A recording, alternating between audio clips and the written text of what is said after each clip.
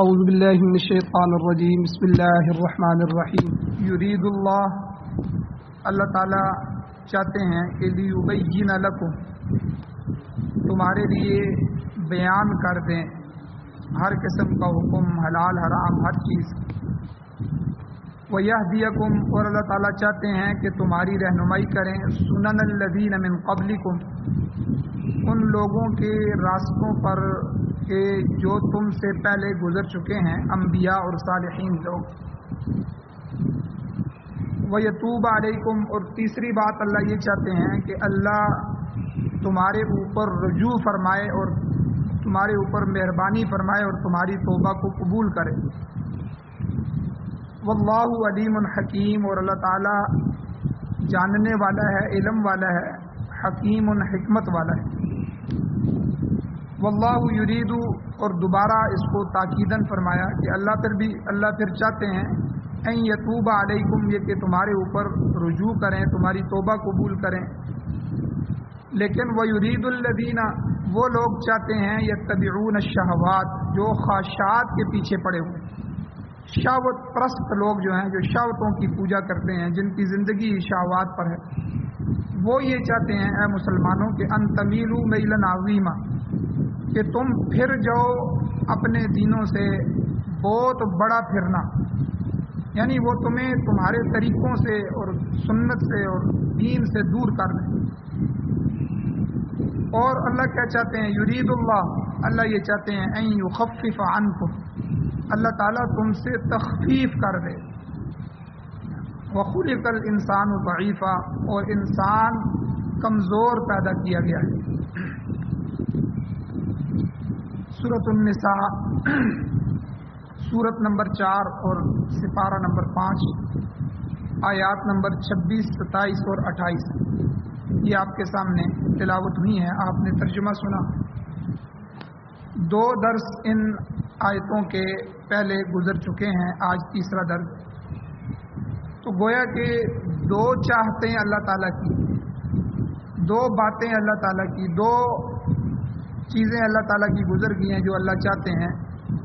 ایک تو لیبین لکم اس کی تفصیل گزر گئی ہے کہ اللہ چاہتے ہیں تمہارے سامنے صاف شرعی حکم بیان ہو جائے، تو قرآن و سنت، قرآن حدیث اور اس کے بعد جتنے بھی جدید مسائل پیش آ رہے ہیں ان سب کو قرآن و سنت کی روشنی میں حل کرنے والے فقہاء اور علماء اور قیامت تک جو ہے آنے والے علماء یہ سب جو ہے اسی کام میں لگے ہوئے ہیں کہ اللہ تعالیٰ یہ جو بیان چاہتا ہے اسی بیان کو مخلوق کے سامنے واضح فرما دے۔ اس کی تفصیل گزر چکی ہے۔ دوسرا اللہ کیا چاہتے ہیں، وَيَهْدِيَكُمْ سُنَنَ الَّذِينَ مِن قَبْلِكُمْ اللہ یہ چاہتے ہیں کہ تمہیں ہدایت دیں، تمہاری رہنمائی کریں ان لوگوں کے راستوں کی طرف جو تم سے پہلے گزرے۔ اب قرآن مجید میں کل کے درس میں تفصیل بیان ہو چکی ہے، خلاصہ یہ ہے کہ نیک لوگوں کا بھی اللہ نے تذکرہ فرمایا اور قرآن اور حدیث میں برے لوگوں کا بھی تذکرہ ہوا۔ جہاں انبیاء، صالحین، مقربین اور کامل الایمان لوگوں کا اللہ نے ذکر فرمایا، مردوں کا ذکر فرمایا، عورتوں کا ذکر فرمایا، وہاں اللہ تعالیٰ نے جو ہے برے لوگوں کا، جو سرکش، ظالم، نافرمان، مشرک، کافر اور متکبر قسم کے لوگ تھے، ان کا بھی اللہ نے تذکرہ فرمایا۔ دوسرے لفظوں میں جس طرح انبیاء حضرت ابراہیم علیہ السلام، یعقوب علیہ السلام، ہود علیہ السلام، نوح علیہ السلام وغیرہ وغیرہ انبیاء کا ذکر ہوا، 7 صالحین مردوں کا ذکر ہوا، ذوالقرنین کا ذکر ہوا، یہ نبی نہیں تھے لیکن جو ہے صالح تھے، بادشاہ تھے، لقمان علیہ السلام کا ذکر ہوا، اور اسی طرح اور کئی لوگوں کا قرآن مجید میں پوری صورتیں ان کے نام سے۔ تو اور مردوں کا بھی ذکر ہوا، عورتوں کا بھی، فرعون کی بیوی کا ذکر ہوا، حضرت آسیہ کا، اور اس طرح کئی، حضرت مریم کا ذکر ہوا، نیک عورت کا، ان کے نام پہ پوری سورہ مریم موجود ہے۔ تو اللہ تعالیٰ نے ان نیک شخصیات کا بھی ذکر کیا۔ تو اللہ کہتے ہیں میں چاہتا ہوں کہ تم انہی نیک لوگوں کی طرح بن جاؤ۔ اور اللہ نے برے لوگوں کا بھی ذکر کیا، فرعون کا ذکر کیا، حامان کا قرآن میں ذکر کیا، قارون کا ذکر کیا، ابو لہب کے بارے میں سورۃ اللہب پوری نازل ہوئی، قوم عاد کا ذکر کیا، قوم سمود کا ذکر کیا، قوم ہود کا ذکر کیا، قوم لوط کا ذکر کیا، قوم شعیب علیہ السلام کا ذکر کیا، تو ان سب سرکش نافرمان اور ظالم متکبر کافرین کا ذکر بھی اللہ نے کیا۔ تو اللہ کہتے ہیں کہ میں تمہیں یہ دونوں راستے بتا کے، آگے سورۃ البلد میں اللہ فرماتے ہیں وَهَدَيْنَاهُ النَّجْدَيْنِ، ہم نے دونوں راستوں کی طرف تمہاری رہنمائی کر دی، دونوں راستے تمہیں بتا دیے، یہ نبیوں کا راستہ ہے، یہ نیک لوگوں کا راستہ ہے، یہ صالحین کا راستہ ہے، یہ میرے پیاروں کا راستہ ہے، یہ اولیاء کا راستہ ہے، یہ علماء صالحین مؤمنین کا راستہ ہے، اور یہ غیر لوگوں کا راستہ ہے، یہ غلط لوگوں کا راستہ ہے، یہ سرکش لوگوں کا راستہ ہے، یہ شہوت پسند لوگوں کا راستہ ہے، یہ نفسانیت پر زندگی گزارنے والے لوگوں کا راستہ ہے، اور دوسرے الفاظ میں یہ جنت کا راستہ ہے، یہ جہنم کا راستہ ہے۔ دونوں اللہ نے وضاحتاً فرما دی، اور پھر یہ اللہ نے اپنی چاہت ذکر کی، میں چاہتا ہوں کہ تمہاری رہنمائی کر دوں وَيَهْدِيَكُمْ سُنَنَ الَّذِينَ مِنْ قَبْلِكُمْ، ان لوگوں کے راستوں کی طرف، ان لوگوں کے طریقوں کی طرف کہ جو تم سے پہلے گزرے۔ اس کی تفصیل کل کے درس میں بیان ہوگی۔ آج اللہ تعالیٰ کی تیسری چاہت کہ اللہ تیسرا کیا چاہتے ہیں، اللہ تعالیٰ نے فرمایا کہ میں چاہتا ہوں وَيَتُوبَ عَلَيْكُمْ، تم میری طرف رجوع کرو، مجھ سے معافی مانگو، گناہ ہو گیا تو کوئی بات نہیں، میری طرف آ جاؤ، اپنی زندگی کو بدل لو، اور میں مہربانی کر کے تمہاری توبہ کو قبول کروں، یہ میں چاہتا ہوں۔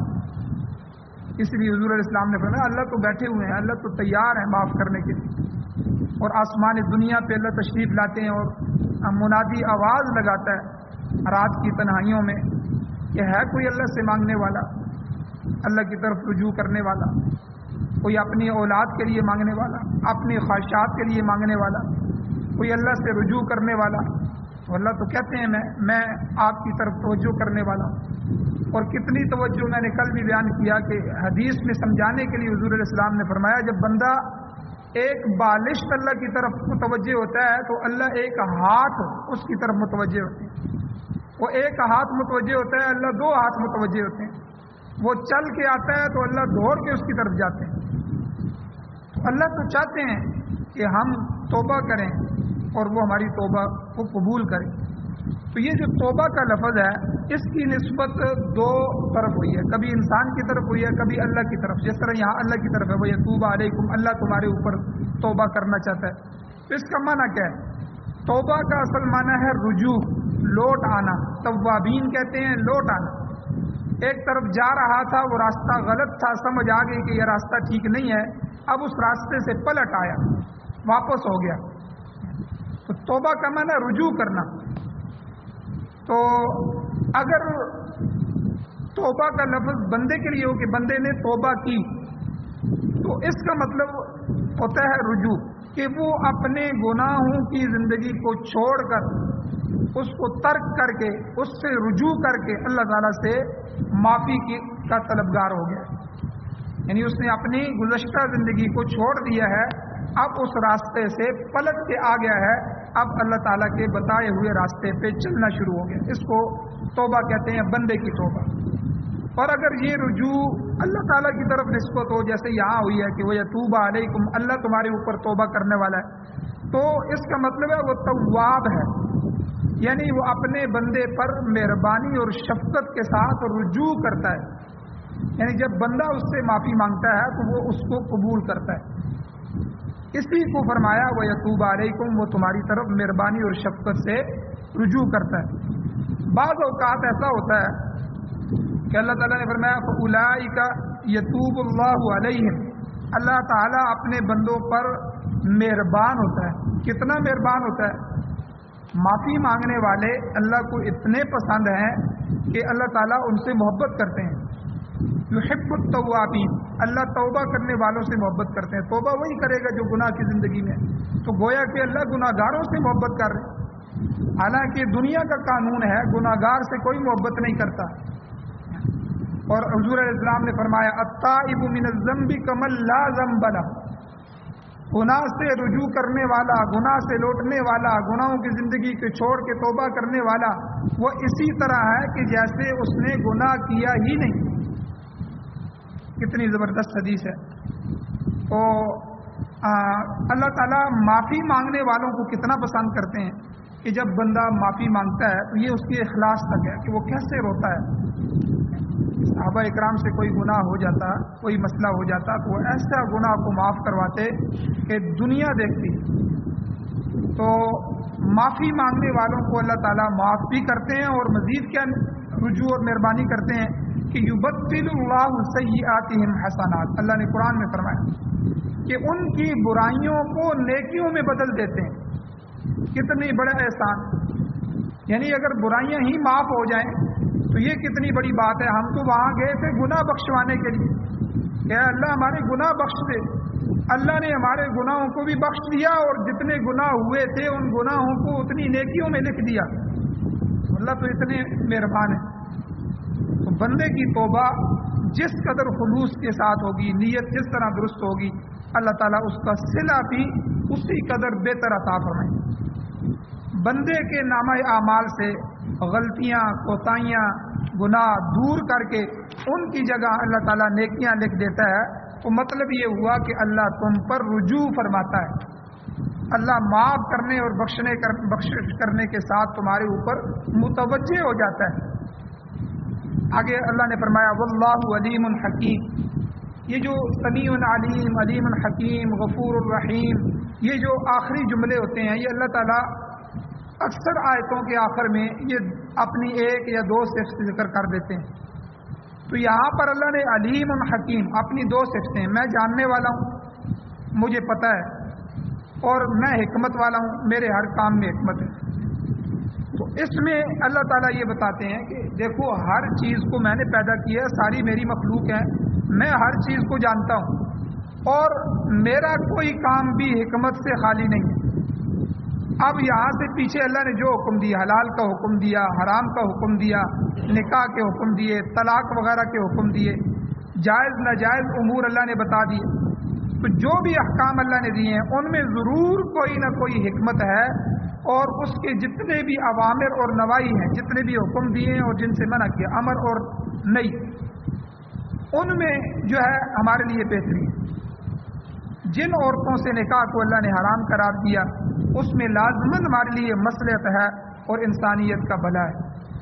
اور انسان کا جو علم ہے، ہم اپنے علم پہ بڑا مان کرتے ہیں، اپنی عقل پہ بڑا مان کرتے ہیں، ہمارا علم بہت محدود ہے، بہت ناقص ہے، ایک حد تک ہے، اور وہ اللہ تعالیٰ کی تمام حکمتوں کو سمجھنے سے قاصر ہے۔ ہماری عقل اللہ کی حکمتوں تک نہیں پہنچ سکتی۔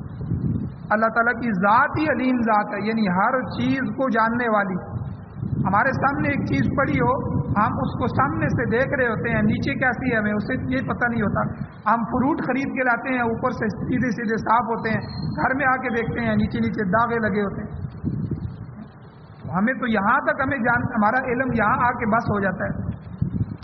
اور اللہ تعالیٰ تو ایک غار کے اندر ایک چونٹی ہے، اس کے دل کے اندر، دل اس کا کتنا سا ہوگا، چونٹی ہوتی کتنی سے ہے، پھر اس کا دل کتنا ہوگا، پھر اس کے دل میں جو خواہشات اور خیالات گزر رہے ہیں، وہ اپنے اللہ سے جو عرض معروض کر رہی ہے، اللہ اس کو بھی سن رہے ہیں، اللہ اس کو بھی سن رہے ہیں، اللہ اس کو بھی جانتے ہیں۔ اللہ کا علم، اللہ کا جاننا، یہ تو اس کی اپنی صفات ہے، اس کی صفات جیسی کسی کی صفات نہیں۔ تو اس لیے یہاں اللہ نے یہ دونوں صفتیں اپنی بیان فرما دی۔ آگے اللہ تعالیٰ نے پھر تاکیداً یہی جملہ فرمایا، حالانکہ قرآن میں 2 دفعہ اللہ یہ جملہ نہیں فرماتے، اسی آیت کے بعد اگلی آیت میں پھر اللہ یہ جملہ کہہ رہے ہیں، لوگو واللہ یرید ان یتوب علیکم، اللہ تعالیٰ چاہتے ہیں کہ وہ تمہارے اوپر مہربانی کرے، تمہیں معاف کرے۔ اب دیکھیں 2 جملے ایک ہی وقت۔ علماء کہتے ہیں جب کسی چیز کی اہمیت کسی کو بتانا ہو تو بندہ اس کو دوبارہ ذکر کرتا ہے۔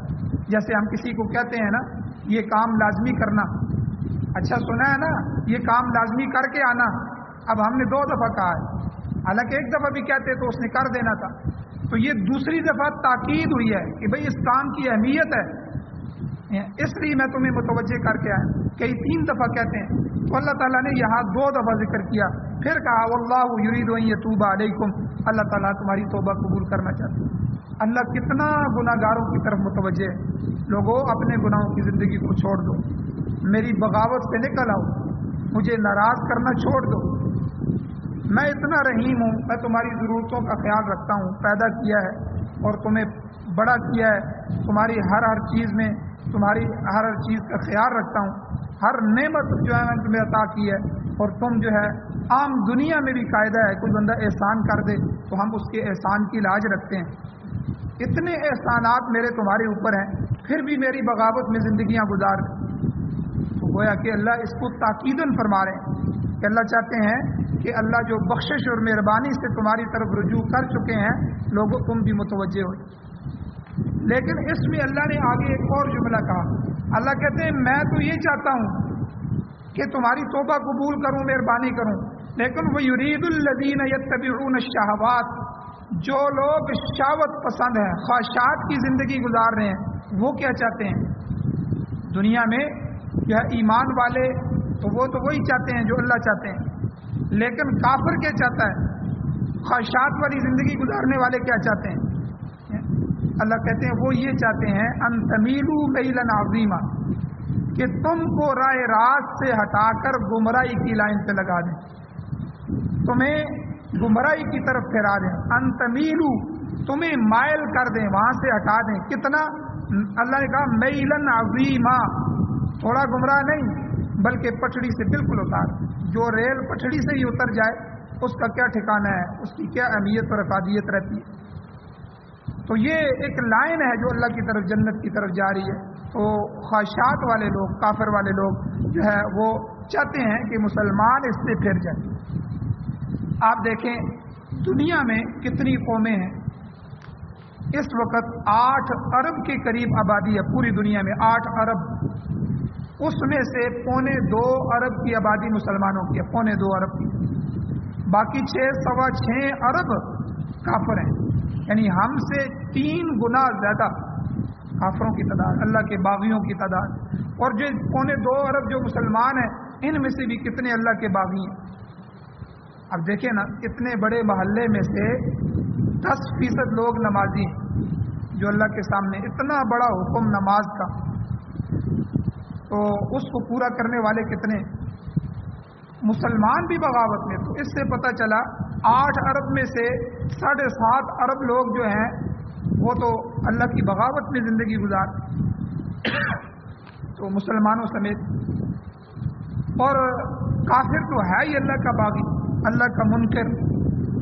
تو اللہ نے یہ بھی بتا دیا، لوگوں میری چاہتے یہ ہیں، لیکن یاد رکھنا شیطان بھی یہاں موجود ہے، جہاں رحمان ہے وہاں میں نے شیطان کو بھی چھوٹ دی ہوئی ہے، اور جتنے بھی لوگ ہیں، شیطان من الجنۃ والناس دونوں میں ہوتا ہے، جنوں میں سے بھی ہوتے ہیں، انسانوں میں سے بھی ہوتے ہیں شیطان، تو انسانوں میں سے کفار ہیں، شہوت پرست ہیں۔ اللہ نے بتا دیا الذین یتبعون الشہوات، جو بھی آدمی شہوت کی زندگی گزارتا ہے، بس میری خواہشات پوری ہو جائے، میری خواہشات حلال طریقے سے ہوتی ہیں یا حرام طریقے سے، مجھے اس سے کوئی غرض نہیں ہے، بس میری خواہش پوری ہونی چاہیے، چاہے غریب لوگوں سے رشوت لے کے ان کا خون نچوڑ کے جو ہے میں اپنا کام کروں، اپنی بلڈنگ بناؤں یا اپنی پراپرٹی خریدوں، بس جو ہے میری خواہش پوری ہونی چاہیے، تو اپنی خواہشات کی غلیظ زندگی گزار۔ تو اللہ تعالیٰ نے فرمایا دنیا میں یہ سارے طبقے موجود ہیں، میں چند مثالیں بیان کرتا ہوں۔ سب سے پہلے مجوسی وہ لوگ ہیں، دنیا میں حضور کے آنے سے پہلے 2 بڑی طاقتیں تھیں، جس طرح ابھی دنیا میں امریکہ، روس اور فرانس اور اس طرح کی 8-5-7 طاقتیں بڑی ہیں، تو اس طرح دنیا میں 2 بڑی طاقتیں، کیسر اور کسرا، ایران اور فارس۔ یہ ایران جو تھا یہ مجوسی اور مذہب تھے، لوگ آگ کی پوجا کرتے تھے، آپ اندازہ لگائیں ان کا خدا آگ تھا، آگ کو پوجتے تھے، اور آگ کو، ان کی جو بڑی آگ ہے جو انہوں نے اپنے مرکز میں جلائی ہوئی تھی، اس آگ کو 1000 سال ہو گئے تھے کہ اس کو بجھنے نہیں دیا انہوں نے، 1000 سال۔ اور حضور علیہ الصلوۃ والسلام کے معجزات میں سے یہ معجزہ بھی ہے کہ جس وقت حضور دنیا میں تشریف لائے تو جہاں کسرا جو ہے، کیسر جو روم کے لوگ تھے، ان کے محلات کے کینگرے جو ہیں وہ گر گئے اور وہ پریشان ہو گئے، اتنے مضبوط کینگرے، ان کو کیا ہوا؟ اور وہاں حضور کا معجزہ یہ بھی ہوا کہ یہ فارس کی جو آگ تھی جو 1000 سال سے جل رہی تھی، یہ بجھ گئی. لوگ حیران ہو گئے کہ ہم نے اتنا ایندھن بھی ڈالا ہوا ہے, آگ جل رہی ہے اور جلتے جلتے بجھ گئی ہے, پتہ کرو دنیا میں کوئی واقعہ ہوا ہے. تو جب تلاش کیا تو پتہ چلا کہ دنیا میں حضور کے آخری نبی, حضور جو ہیں اللہ کے جو آخری نبی ہیں وہ تشریف لے آئے.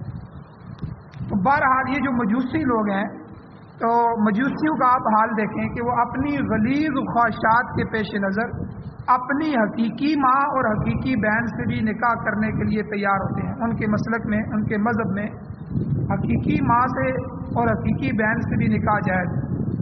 یہ خواہشات کس قدر بے حیائی کی بات ہے, شہوت پرستی ہے اپنی ماں اور اپنی بہن. اسی سلسلے میں آپ یہودیوں کو دیکھیں, ان کا حال بھی اسی طرح, وہ بھی باطل پرست ٹولہ ہے.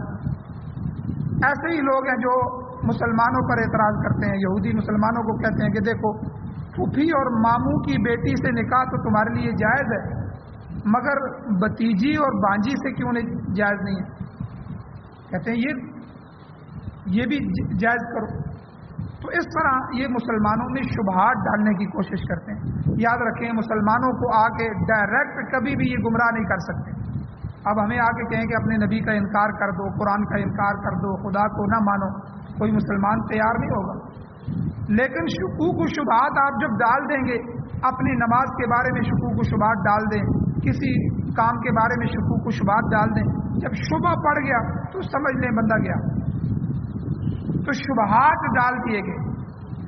یہ جو مستشرقین کا فتنہ ہے, یہ جتنے بھی ڈاکٹر ہیں, ڈاکٹر ذاکر نائک ہے اور یہ جاوید احمد غامدی ہے, یہ جتنے بھی اور اس طرح کے لوگ ہیں, یہ باقاعدہ علم حاصل کیے نہیں ہیں اہل علم علماء سے. انہوں نے اپنے دم پہ مطالعہ کیا ہے اور مشرق سے مغرب کا علم مشرق میں منتقل. ان کو مستشرقین کا فتنہ کہتے ہیں.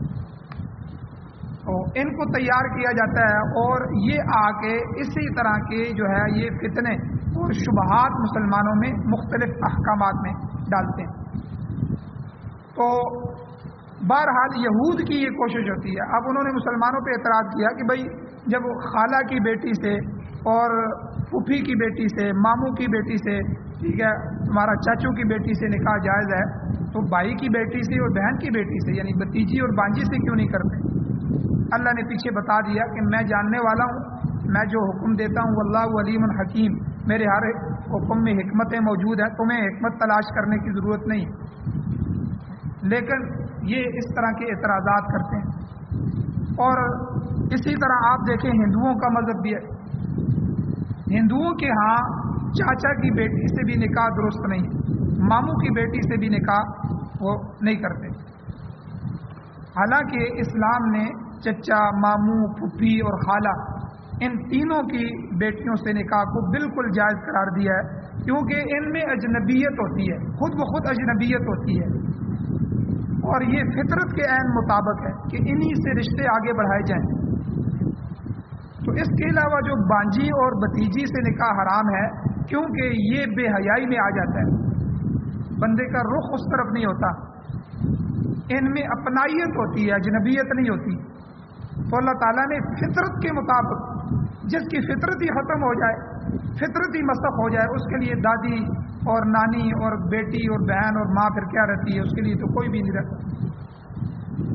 تو یہ لوگ جتنے بھی بے حیا ہیں ان کی فطرت مسخ ہوگی, ورنہ جس آدمی کی فطرت سلیمہ صحیح ہو وہ خود جو ہے اپنے بھائی کی بیٹی یا بہن کی بیٹی کی طرف متوجہ نہیں ہوتا, بتیجی اور بانجی کی طرف.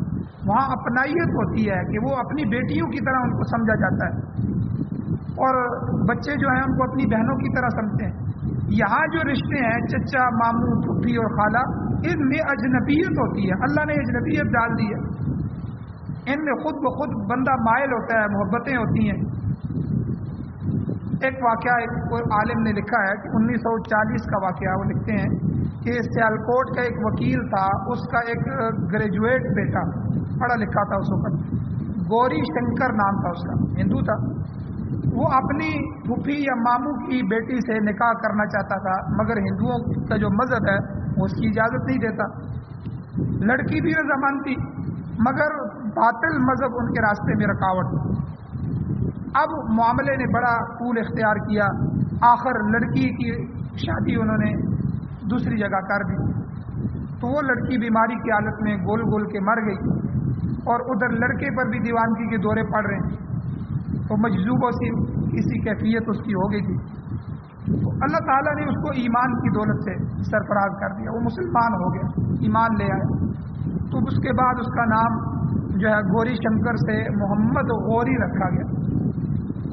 تو تقسیم ہند کے وقت جب ہندوستان تقسیم ہوا، 40 کا یہ واقعہ ہے، 47 میں پاکستان آزاد ہوا، تو اس وقت اس کے جو خاندان تھا، ہندو خاندان، وہ سب یہاں سے چھوڑ کے وہاں ہندوستان کی طرف گیا. لیکن لڑکے نے کہا کہ نہیں، میں یہاں پاکستان میں ہی رہوں گا، وہی یہیں رک گیا. تو پھر کافی عرصے بعد جو ہے وہ وہاں رہا اور پھر وہیں فوت ہوا. تو اس کے اسلام لانے کی وجہ یہی بنی کہ اس نے فطرتی طور پر اس کو محسوس کیا کہ جس مذہب کے احکام اتنے غلط ہوں تو وہ مذہب صحیح نہیں ہو سکتا. تو لہذا اس نے ہندوازم کو ترک کر دیا اور مسلمان ہو گیا اور اسلام میں آ گیا. تو بہرحال کہنے کا مقصد یہ ہے کہ ہندو جو ہیں یہ بھی خواہشات کی زندگی میں ہیں، اپنے طرف سے قوانین ہیں. تو اسی طرح کچھ اور بھی لوگ ہیں، انشاءاللہ کل کے درس میں بیان کیے جائیں گے، اور کچھ مسائل یہاں اور بھی ہیں. اللہ تعالیٰ سے دعا ہے اللہ ہمیں عمل کی توفیق عطا فرمائے. آمین. الحمدللہ رب العالمین والعاقبۃ للمتقین والصلاۃ والسلام علی رسولہ النبی الامی الکریم. یا اللہ ہماری کمیوں کو تئیوں کو معاف فرمائیے، درگزر فرمائیے، صغیرہ کبیرہ گناہوں کو معاف فرمائیے. یا اللہ بیماروں کو شفا عطا فرمائیے. یا اللہ جو مقروض ہیں ان کے قرضے پورا کرنے کے اسباب پیدا فرمائیے. جو حضرات ایمان کی حالت سے اس دنیا سے جا چکے ہیں یا اللہ ہم سب کی بخشش فرمائیے. یا اللہ ہم سب کی دعاؤں کو محض اپنے فضل و کرم سے قبول فرمائیے. قرآن و سنت کی بالادستی نصیب فرمائیے، قرآن و سنت کی حکومتیں نصیب فرمائیے. صلی اللہ تعالیٰ علی خیر خلقہ محمد وآلہ واصحابہ اجمعین برحمتک یا ارحم